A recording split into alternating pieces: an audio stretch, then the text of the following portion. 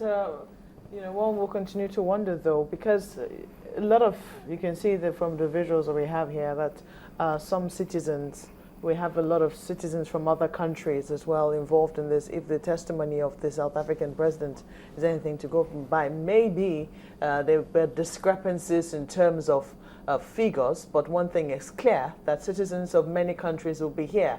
Are we also dealing at perhaps a national level, dealing with countries and informing them or their embassies about which one of their citizens will be here? How much information do you have from the church as to the people that were affected by this particular building collapse? Now that's part of the investigations we are conducting. I had directed that the General Manager Building Control Agency, in investigating the case, for that should find out from the church how many people.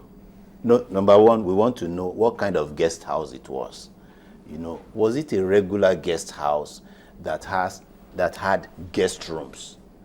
Because the picture I have in my head of what most churches will do is that rather than have them as guest rooms, they will probably be like hostel.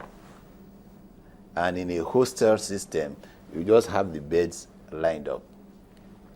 The other question I requested to be asked from the church is, what kind of guests were there? Were they healthy guests or guests who had come for some kind of healing or the other?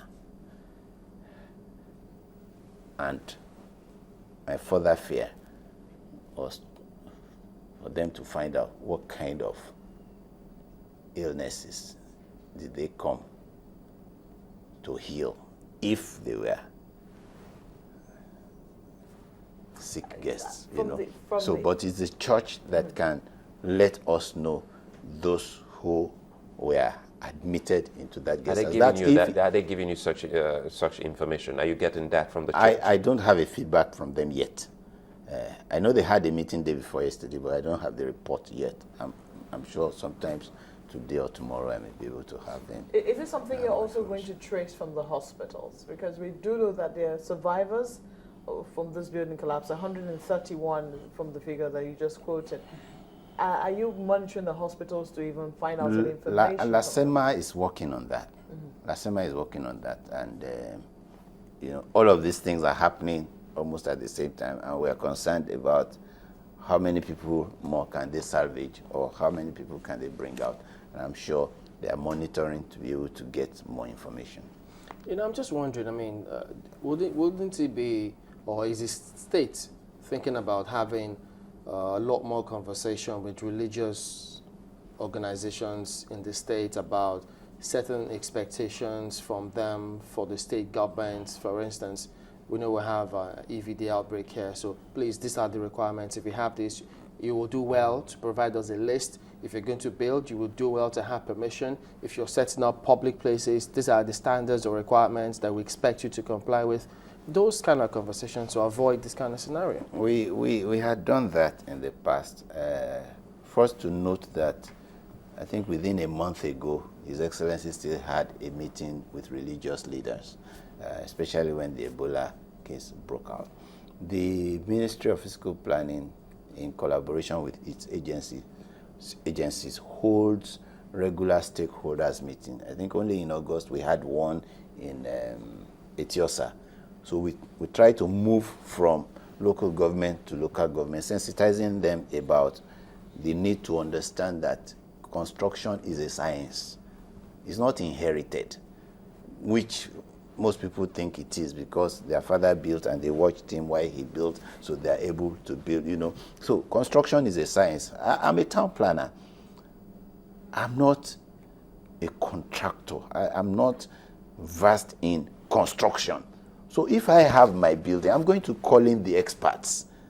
There's a role for me to play in it. Let each person play his own role. And this is what I explain every time. So we tell people, I've tried to call pastors, and there are a lot of pastors, to sensitize them.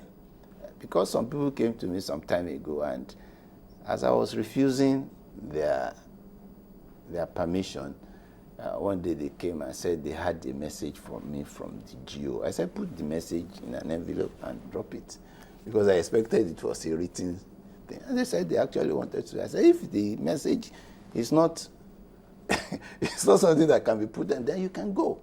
Obviously, there was no letter.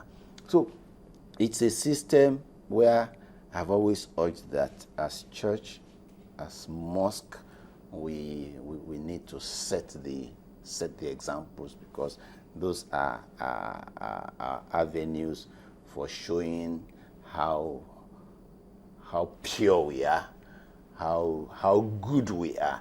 So, but if it's from the church system or from the religious system that we aren't getting it right, then we have a lot of problems. I watched you on television, and you were talking about your knowledge of not seeing any kind of permit for that particular, or approval for that particular building, and you said you were giving them the benefit of the doubt to produce such, if they do have any. Well, it's almost over 72 hours since you spoke on television then. Has anything come from the church to show that nothing has there come was an from approval? The church. Well, we have dug. Have you checked your system? No, we have dug into our records. The only document the church has is for the main auditorium. And as we speak, that main auditorium itself does not conform to what was approved. As at Sunday, okay, I noticed that our agency had gone there to put a stop work, because there was also an addition being added to that main auditorium, which obviously is not part of what was approved as at 26th January 2004. Wait, That's the date of the approval. Sorry, before we close, but it seemed like he was trying to preempt us, and maybe perhaps not to go there, because we know the tradition or the rule to take over sites. Yeah. That have gone through this, especially without any kind of permit, that finally collapsed. We know religion is sensitive, but is the state going to bend the law or the rule in this case? Now, this question has come up several times, and I brought the law to read. Section 74 of the 2010 law says, in the event of the collapse of any property or structure due to negligence on the part of the owner or the developer, such property shall be forfeited to the state government after due investigation and or publication in the state official gazette. So it follows after due investigation. Okay, that's all. I have to let it go. Mr. Toyin Ayinde is the Commissioner for Town Planning and Urban Development. Thank you for coming on this morning. We'll be back after this break. Join us again.